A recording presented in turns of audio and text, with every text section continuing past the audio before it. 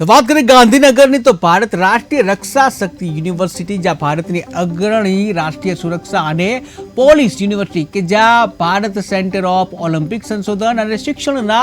સફળ ઉદ્ઘાટન સાથે 23 જૂન 2024ના રોજ આંતરરાષ્ટ્રીય ઓલિમ્પિક દિવસની ઉજવણી કરવામાં આવી। આ સિવાચીન ઘટનાને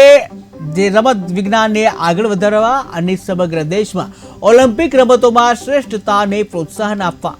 જે આરઆરયુના સમર્પણને પ્રકાશિત કર્યું। ત્યારે ગાંધીનગરમાં લવાડ દહેગામમાં આરઆરયુ કેમ્પસમાં આયોજિત ઉદ્ઘાટનમાં પ્રતિષ્ઠિત મહાનુભાવો, રમતવીરો, વિદ્યાર્થીઓ અને શૈક્ષણિક તેમજ રમતગમત સમુદાયોના સભ્યો સહિત વિવિધ પ્રકારની જે લોકોની ઉપસ્થિતિ જોવા મળી કે જ્યાં આ કાર્યક્રમમાં ઉપસ્થિત મુખ્ય મહાનુભાવોમાં પ્રોફેસર બિમલ એન પટેલ, જ્યાં vice chancellor RRU professor doctor Kalpesh Vandra, આરઆરયુના પ્રો વાઇસ ચાન્સલર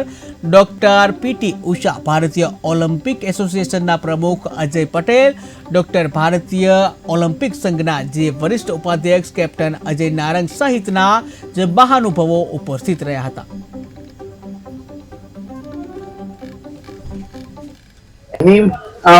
એ લોકો એલોટ કરે છે આ સેન્ટર, અને એ લોકોએ આપણા બિમલ પટેલ સાહેબની ટીમને આજે વિશ્વાસ મૂક્યો છે। આઈઓએ મદદ કરી,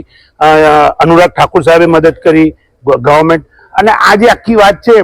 દરેક આવું પહેલા આપણે ત્યાં ક્યારેય હતું નહીં, બહાર જતા હતા ફોરેન ટ્રેનિંગ માટે। અત્યારે જે આ વાત છે એનાથી ફાયદો શું થશે, તો જેને જે ખૂટતું હોય, ધારો કે મેન્ટલ સ્ટ્રેન્થ, કોઈ પ્લેયર ઇન્જર્ડ થયો હોય તો એની માનસિકતા વધારવા માટે એને કેવું ફિઝિકલ, ધારો કે આંગળી તમે અત્યારે જુઓ તો એને ગ્રીપ માટેનું જે ઇક્વિપમેન્ટ છે એની અંદર કયા આંગળીની કઈ તમારે હાડકાની કયા મસલ્સ માસ વધારવાના અને કેટલી સ્ટ્રેન્થ વધારવાની એની સ્પેસિફિક કરવાથી પરફોર્મન્સ જે પીક પોઈન્ટ પર હોવું જોઈએ, જેનાથી મેડલ આવી શકે, એ જે નાનું મોટું ખૂટતું હતું એ પૂરું કરવા માટે બિમલભાઈ સાહેબની ટીમે બહુ એક્સલન્ટ કામ કર્યું છે। અને આ કામ હજી આગળ ઇન્ડિયાના બધા અને બહારથી નવી કોન્ફરન્સ કરી અને બધા એક્સપર્ટને લાવી અને આપણા જે અત્યારે તો ઓલિમ્પિક 25મી તારીખથી ચાલુ થાય છે, જુલાઈથી, પણ આ મહિને આ એક actually the Raksha University का जो initiative है, I have seen the photographs of Professor University now, and these players come and see this, those who come and see this, I'm sure that they will motivate to join in Olympic movement, and I think they are all having sports and things also for the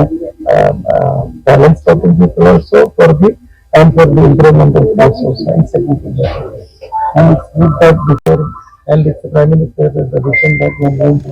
Olympic 2026 Olympics, and because of expectation that we state and so